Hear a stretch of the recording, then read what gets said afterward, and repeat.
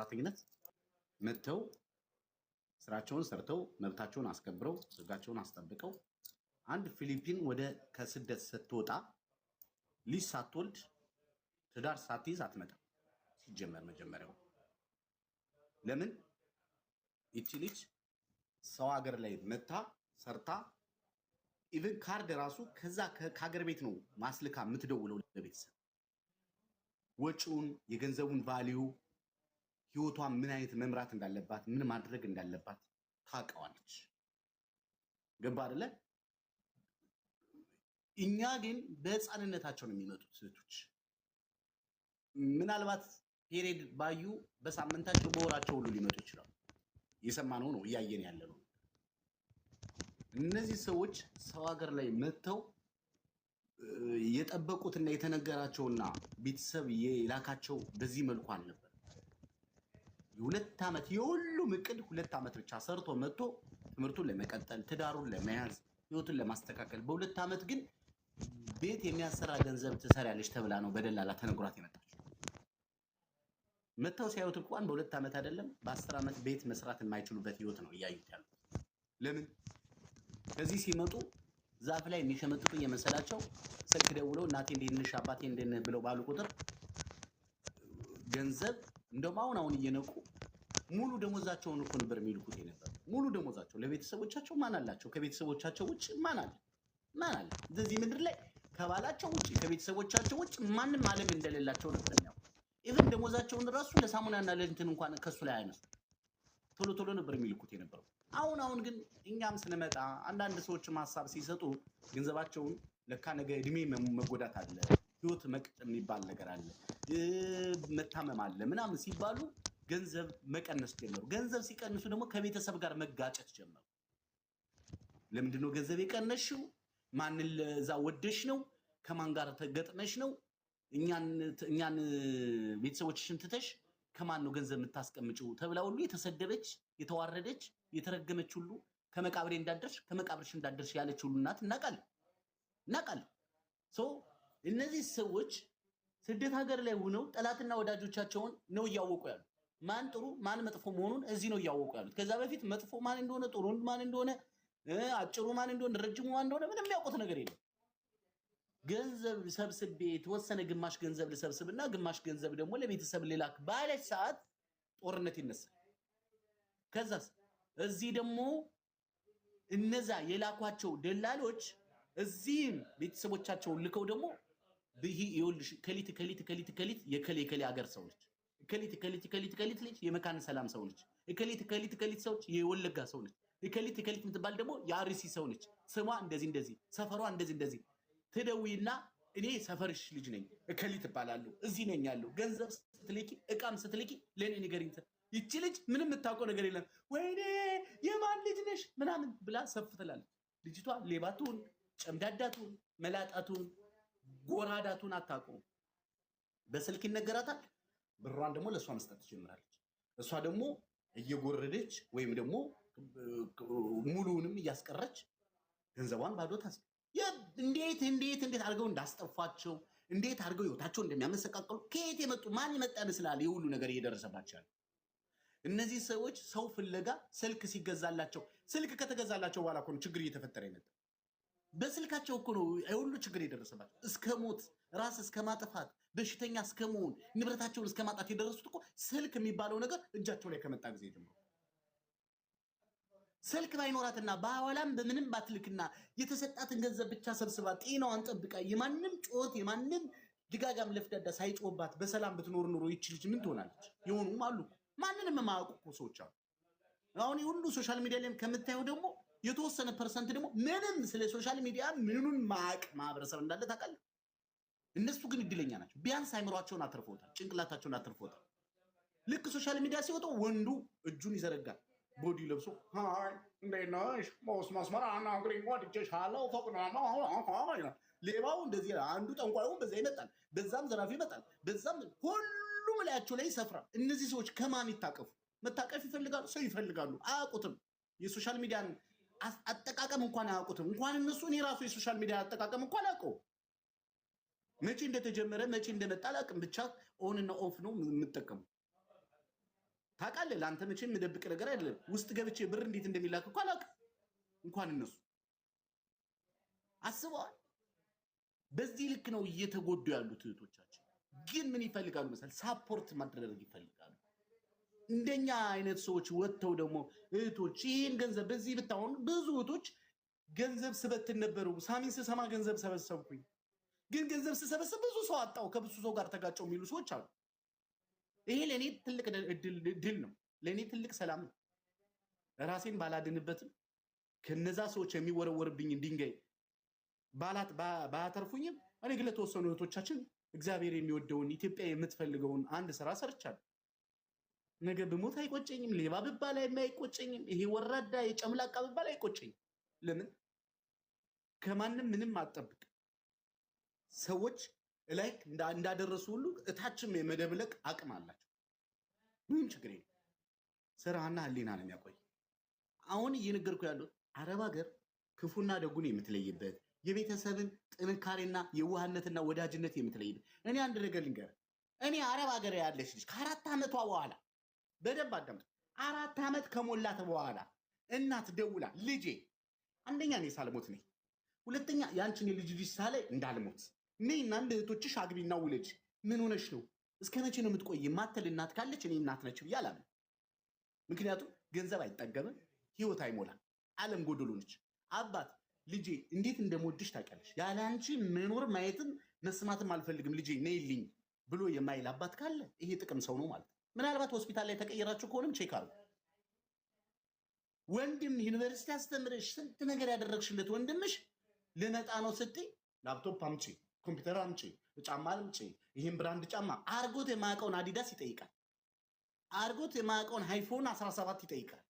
አሁን ዛሬ የተቀበልኳት ልጅ እዛ መኪና ውስጥ ነው አይፎን 17 ለማን ነው የገዛሽው አልኳት። ንስሐ አባቴ ጠይቀውኝ። ንስሐ አባትሽ አይፎን 17 ምን ያደርግላቸዋል? እስኪ ንገሪኝ። እንደ ይቅርታ አድርጉልኝ። አሁን ንስሐ አባትሽ አይፎን 17 ምን ያደርግላቸዋል? ንስሐ አባትሽ አይፎን 17 አምጪ እያሉ እኔ አሁን ንስሐ አባት ነው የሚባለው? ደሜን እኮ ነው የሚያፈሉት። ቆይ ምንድናችሁ ግን? ምን ጉድ ናችሁ እናንተ? ገዝታ ሰጥታኛለች፣ እኔ ደግሞ ልልከው ነው። ምን ላድርግ? በሰው ገንዘብ አልጮህ። እኔ ግን ደህና ነሽ፣ ጤነኛ ነሽ፣ ጸበል ምናምን ስትሽ ምናምን ነው ያልኳት ቢጨንቀኝ ራሱ። ይቅርታ አድርጉልኝና ያጥምቋት እንጂ ምን ሌላ ምን አማራጭ አለ? ከዛ ወደ ቀልቧ ትመለሳለች። የንስሐ አባቷ አይደል ያልከው እንዴ? ቆይ ሳሚ፣ አንድ ነገር ልንገርህ። አንተ ባወራሁ ልክ እግዚአብሔር ምስክሬ ነው ምልህ። እዚህ ሀገር ላይ ከመጡ በኋላ አሁን ቅድም ዛሬ እረፍት ወጥቼ ነበር፣ ስራ ቦታ ማለት ነው። የሆነ ቦታ ላይ ሄጄ እያወራን ነበር። ስናወራ ገና ስንመጣ እህቶቼ ማለት ነው፣ ገና ስንመጣ እዚህ እንዴ አንቺ እዚህ ሀገር 10 ዓመትሽ 20 ዓመትሽ እንዴት ምናምን ነገር ብለን ነበር። ከዛ በኋላ ግን እኛም ከ20 አልፈን ይሄው ያለንበት ሆነናል አሉ።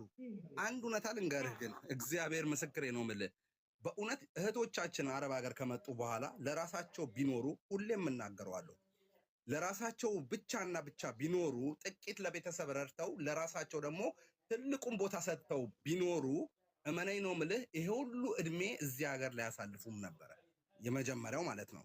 ሁለተኛው አንተ ባልከው መንገድ ደግሞ ከእህት ጀምሮ እስከ እናት እስከ አባት እስከ ጎረቤትም ሊቀጥል ሁላ ይችላል። በቃ ካላስ ውጭ ናቸው በሚል ማለት ነው። እኛ እኮ ያለነው ከአጥር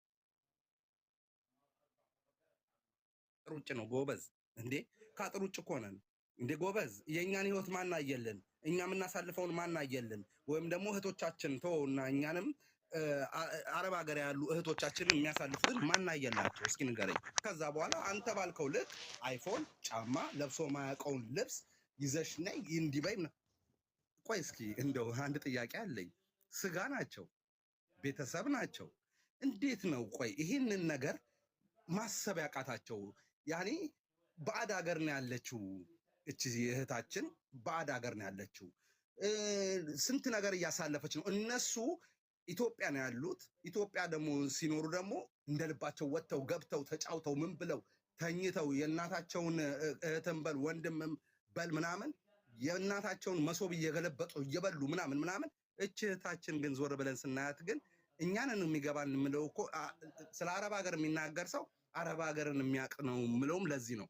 እንዴት ነው ቆይ ስለ አንዷ አረብ ሀገር ስለተሰደደችው እህታችን ጥቂት እንኳን ቆም ብለው ማሰቢያ ጊዜ ብሯን ብቻ የሆነ ነገር ደግሞ ስደውልና በቃ እናቴ በእናትሽ መሮኛል፣ እኔ ያለሁበት ሁኔታ አልተመቸኝም፣ በቃ ልመጣ ነው ላላላላ እዚህ ኧረ በስመ አብ ኑሮ ውድነቱን ተይው፣ ምን ልትሆኝ ነው የምትመጪው? እንዴ እናንተ እየኖራችሁ እኮ ነው እያልኳችሁ ነው እኮ እናንተ እንደምትኖሩት እንኖራለን።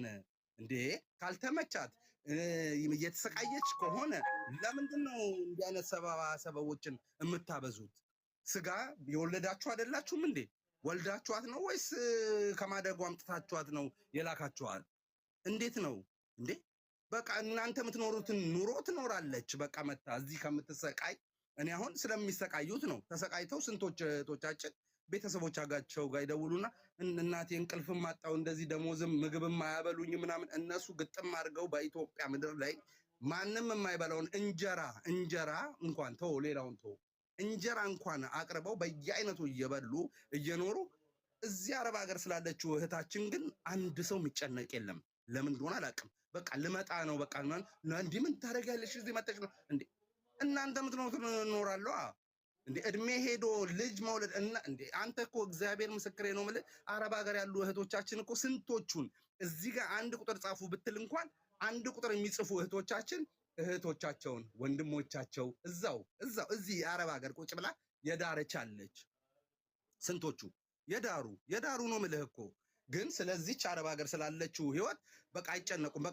በቃ በማደጎ ነው የመጣሽው፣ በቃ ተጠለሻል፣ ያላ አንቺ ብርሽን ነው እንጂ የምንፈልገው ምናምን። እኩል ተወልዶ አይመስልም፣ ከአንድ ቤተሰብ እኩል ተወልዶ አይመስልም። አረብ ሀገር ከመጣች በኋላ ነገሮች ይቀየራሉ። በቃ እንደዚህ ነው የሚገለበጠው። ለምን እንደሆነ አላውቅም። እንዴ ምንድን ነው ምን ጉር ናችሁ እንዴ? በቃ ካላስ እኔ እናቴ ትሙት ነው የምላችሁ። ኧረ በመድኃኔዓለም እኔም ሳሚም አረብ ሀገር ነው ያለ ነው አይደለ?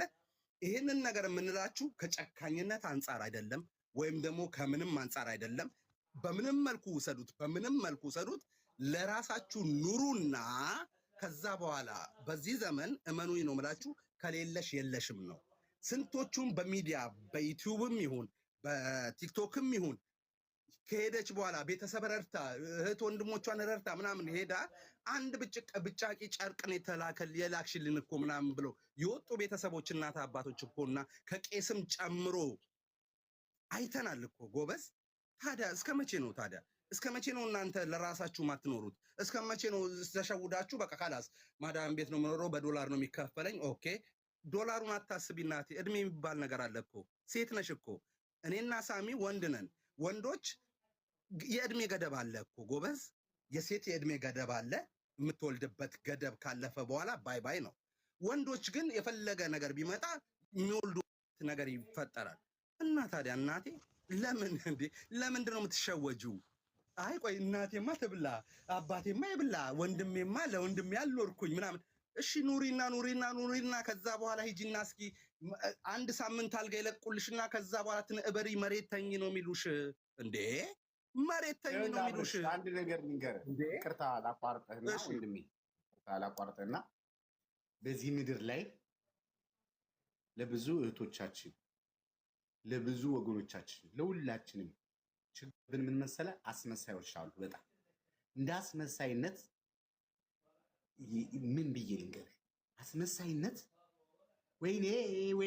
ወይኔ ቤተሰብ ስትሄድ ለሳምንት እንዴት እንደሚያስመስሉ እንዴት እንደሚያሽቃምጡ። በግ ይታረድላታል፣ ቆሻሻ ይንካሽ ነው የምትባለው። አስመሳዩ እንዴ ቤተሰቦች አይደሉም እነዚህ ሰዎች ምን ፈልገው ነው? ግራ እስከሚገባል ጠብር ግፍ ነው የሚሉላት። ባልም ተብየው ወንድም ተብየው የሆነም ሰው አጠገቧ ያለው በቃ ይሄ የአስመሳይነት ባህሪ በቃ የሚታይባቸው። አስብ፣ አንድ ሴት ልጅ 12 ዓመት በስደት ሀገር ቆይታ ኢትዮጵያ ከገባች በኋላ ማስመሰል ምን ያደርጋል? እቺ ልጅ 12 ዓመት እድሜዋን የበሏት እነማን ናቸው? እቺ ልጅ 10 ዓመት በሴትነት እድሜዋ በ22 ዓመቷ መታ 10 ዓመት ቆይታ 32 ዓመቷ ኢትዮጵያ ስትገባ ይህን ማስመሰል ልጄ መጣች፣ ድግስ መጣች ልልልልልልል። አረ ምን ልታደርጓት ነው? ከዛ በኋላ ሙዚየም ልታደርጓት፣ ፎቶ ልትለጥፏት ነው? ከዛስ ምን ልታደርጓት?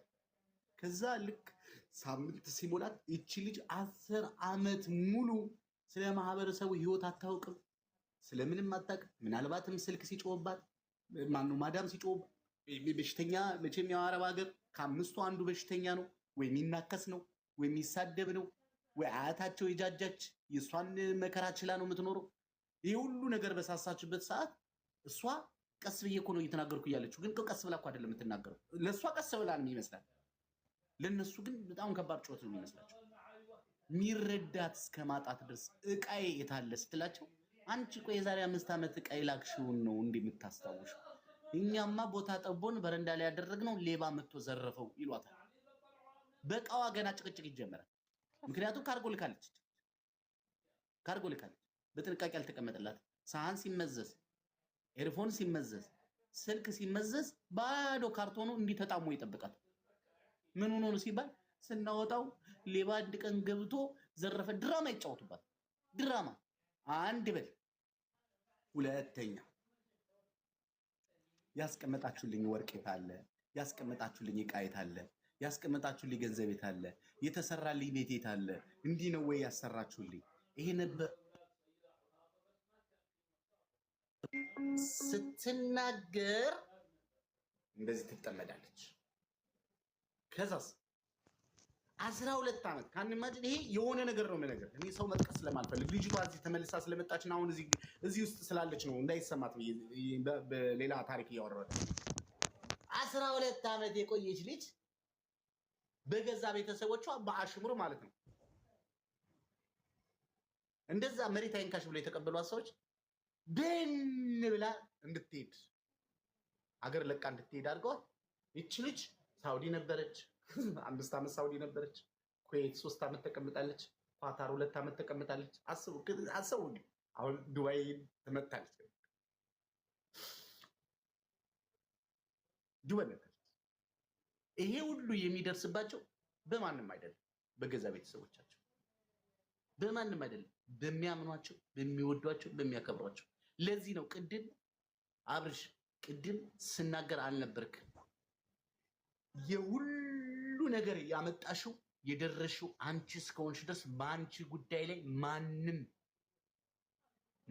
ማባከና አያገባው።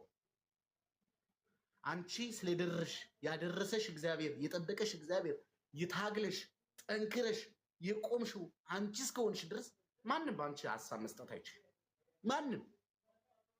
ማንም አንቺ ነሽ በገዛ እጅሽ ፈቅደሽና ወደሽ ለሰዎች ማድረግ ያለብሽ እንጂ ሰዎች ወደ አንቺ መጥተው እንዳታደርጊ አይፈቀድም። ነገርኩሽ እኮ አንቺ ስትቆሚ ትናንትና ወድቀሽ እያለ ሰው ያላስታወሰሽ ስትቆሚ እጃቸውን በጀሱ አሽገው አንገታቸውን እንደዚህ አጣመው በሚያምር በጣፋጭ ቋንቋ በተሰበረ ቋንቋ በምትፈሪው በምታከብሪው በቤተክርስቲያን በመስጊድ በፓስተር በምናምን ይመጡብሽ ግራ ለሚያጋቡሽ ሶ አሁን ነው ራሳችሁ ላይ አጥር ማበጀት ያለባችሁ። ለምን እህቴ 5 ዓመት የሰደድሽው እኮ አንቺ ነሽ፣ የደከምሽው አንቺ ነሽ፣ የታመምሽው አንቺ ነሽ፣ ማታ ተኝተሽ ያለቀሽው አንቺ ነሽ፣ ቀኗ ሌል ብሎሽ የታገልሽው የለፋሽው የወገብሽ የተቆረጠው በሽተኛ የሆንሽው እግርሽ ያበጠው ራስ ምታት እያመመሽ በቀን መድኃኒት እየወሰድሽ የታከምሽው መከራ ያየሽው አንቺ ነሽ። ቤተሰብ አይደለም። ቤተሰብ ወልዶ ጥሎሻል እንጂ ቤተሰብ አይደለም። ባልሽ አይደለም። ይሄ ቲክቶከር እዚህ ጭምብል ፊልተር ያደረጉ አይደሉም። ስላንቺ የሚመለከተው አንድ አምላክ፣ ቀጥሎ አንቺ ነሽ። አምላክ ካንቺ የሚፈልገው አሁን የሰበሰብሻትን ገንዘብ ቁም ነገር ላይ አድርሰሽ የምትፈልጊበት ቦታ ሄደሽ ሶፋ ላይ ተቀምጠሽ እርፍ እንድትይለትና ቤተክርስቲያን ሄደሽ ቴንኪው የኔ ጌታ አባት እዚህ አድርሰኛልና አመሰግናለሁ እንድትዩ ይፈልጋል። ልጁ ሜዳ ላይ እንድትንከራተትበት አይፈልግም። አባት የሰማዩ አባትሽ ነው። ትናንትና ቢጨነቁልሽ ቢያስቡልሽ አንቺ ከ4 ዓመት በኋላ 5 6 7 8 9 10 11 12 ዓመት በሰው ሀገር ባልተንከራተትሽ ምንም አይነት ሪዝን ብታቀርብ ምንም አይነት ምክንያት ብታቀርብ ምንም አይነት ሰነድ ብታቀርቢ ነው መባል ነበረበት። ቤተሰብ ለዚህ ይመለከተው ነበር። አረ ተቋቋርጫለሁ መሰለኝ ታብታብ አድርጉት። ሶ ማንም አያገባው። ማንም ያገባው ይኸውልሽ፣ በአንቺ ላይ የመጮ ስልጣን ያለው ስልክሽ ብቻ ነው። ከዚህ በኋላ ራስሽን ገደብ አድርጊ። ዛሬ አሁን ከዚህ ከላይቭ እንደወጣችሁ ማንም በእኔ ጉዳይ ላይ በእኔ ህይወት ላይ አጀንዳ ሊዘረጋ አይፈልግም። ነገርኳችሁ። ትናንት እናንተ አልሞታችሁም እንጂ ሊገሏችሁ በቁማችሁ እስከ ወዲያኛው ሊያሰናብቷችሁ የሞከሩ ሰዎች አጠገባችኋል። ከወፏ ተማሩ። ወፏ ገና ድንጋይ አንስተሽ እንዲህ ስትወረውሪ ብን ብላ ከዛ ቦታ ነው የምትሄደው። ለቀልድ ነው የወረወረው፣ ለምርምር ነው የወረወረው፣ ለጥናት ነው የወረወረው አትልም። ጊዜ መስጠት አትፈልግም። ነፍሷን ለማዳን ከዛ ቦታ ብን ብላ ነው። እናንተ ግን በተወረወረባችሁ ሰዎች ላይ ቁጭ ብላችሁ እሱ እኮ ተሳስቶ ነው፣ ሰይጣን አሳስቶት ነው እንዲህ ብሎት። ኧረ እባክሽ ሁለተኛው ድንጋይ እየመጣልሽ ነው፣ ጠብቂ። በድጋሚ በደካማ ጎንሽ አናትሽን ሊበረቅስሽ ነው፣ ለዘላለም እንዳትነሽ ሊያደርግሽ። ምን ሆናችሁ? ኢትዮጵያ ገብታ ባሏ ሙቶ ጠበቃት። በደንብ ስሙኝ ይሄን ታሪክ። ከዛ ቤት ሰርታለች። የባሏ ከሞተ 2 ዓመቱ ነው። ሰምታለች፣ ተነግሯታል፣ አልቅሳለች። አዘን ምናምን የሚለውን እዛው ስደት ሀገር ላይ ሆና አልቅሳ ባሌ ባሌ ባሌ ባሌ ባሌ ባሌ ብላ አለቀ። 2 ዓመት አለፈ። ባሏ ከሞተ 2 ዓመቱ። እሷ ስደት ሀገር ነው ያለችው። ጠፍታ ነው መሰለኝ ብር እየላከች እናቷ ስም ብር እየላከች ቤት ተሰራለ። አገሯ ከ2 ዓመት በኋላ በነጭ ወረቀት አገሯ ገባች። ማን የላካት? እኛ ነን የላክነው። ገባች ኢትዮጵያ። ቤተሰብ የሱ ቤተሰብ ሻንጣቸውን ጓዛቸውን ጠቅልለው ፍርድ ቤት ሂደው ቤቱን አሳገዱት። ምንድነው ሲባል አንድ ቀን በር ተንኳክቶ ወረቀት መጣል። ምንድነው ሲባል የክስ ወረቀት። ምንድነው? ኦኬ ሰላም ይሄ ነው። አረ እንደው ያብርሽ እኮ እንደው የሚያደርገው ስራው እኮ ስማ። ከዛ የክስ ወረቀት መጣ። ምንድነው? ፍርድ ቤት ምን መጡ? ምን ተፈጥሮ ነው? የባልሽ ቤተሰቦችሽ የቤቱ ይገባናል ጥያቄ። ልጅ አለ የለም? እና እኔ ስደት ሀገር መከራዬ ነች ይሰራ። አይ እንደሱ አይሰራም። አሁን ባንክ እንትን ቤትሽንም አሳግደነዋል። ፍርድ ቤት መጥሪያ ወረቀት ለፍርድ ቤት። ባልየው ሞቷል። ባልየው ደግሞ የሞተው ሲልከሰከስ በኤችአይቪ ነው የሞተው። ስሙ በደንብ ሲልከሰከስ እሷ የለችም ብሎ ከገርዳሜ እስከ መዳሜ ድረስ ሲያተራምስ ነው የሞተው። ይቺ ልጅ ግን ከሰው ሀገር አፈርድሜ በልታ በሞተ ሰው ይኸው ለኢትዮጵያ ሕዝብ ማለት ይዚህ ነው ያለ እኮ ጨካኝ። በሞተ ሰው ፍርድ ቤት ገብተዋል። ስክሪንሾት የምታደርጉ ሰዎች ግን ጤነኛ ናቸው? ይታየኛል እኮ ስክሪንሾት ታደርጋላችሁ፣ ሪከርድም ታደርጋላችሁ። ምን ትጠቀማላችሁ? ምንም። አይ እናንተ እስኪ ገስት ላይ የገቡትንም ሀሳብ እንዲሰጡ እናርጋቸው። በመድኃኒዓለም እኛ ብቻ ነን እያወራን ያለ ነው ታውቃለህ። ገስት ላይ ለምን አስገባናቸው ታዲያ?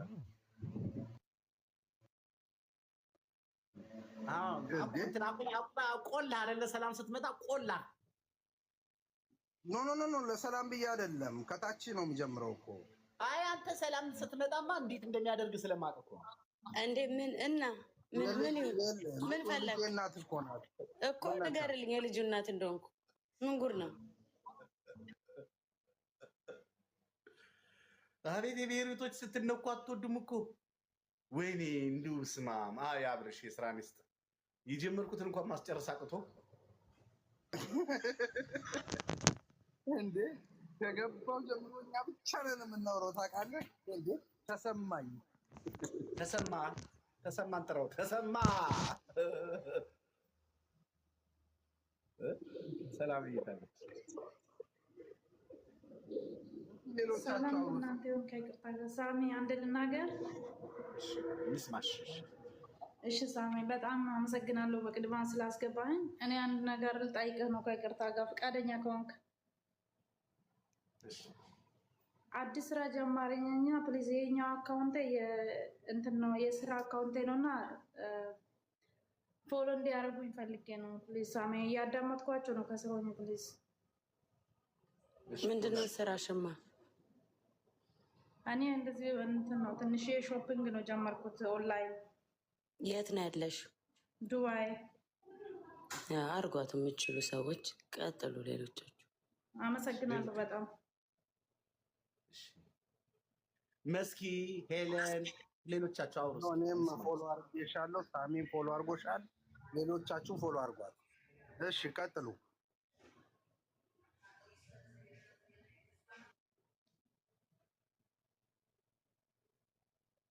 እርስ በራሳችሁ ፎሎ ተደራረጉ። ይሄ እኮ ፍቅር ነው። አሁን እስኪ አስቡት፣ አብርሽ ሰላምን የምታክል የቤሩት ንግስት፣ የቤሩት የቡዳ መድኃኒት፣ የደላሎች ካንሰር፣ በሃይማኖት የሚጨማለቁትን አፈር ድሜ የምታበላ የሴት ጀግና እዚህ አለች። እሷን እንኳን ሆና ቤኪ ስሜት ይቋረጥ። አብርሽ ምንድን ነው? ምን አድርጌ ነው? ማን ነው ቤኪ? የድንግል ማርያም ልጅ እንዴ! ምን አጥፍቼ ነው? አረ ቀላል ያጠፋው ዳት ፍርድ ቤት ላይ እኮ ያቋረጥከኝ አንተ። ምን አይነት ነው? የሳሚ ንግግር አታቋርጥ።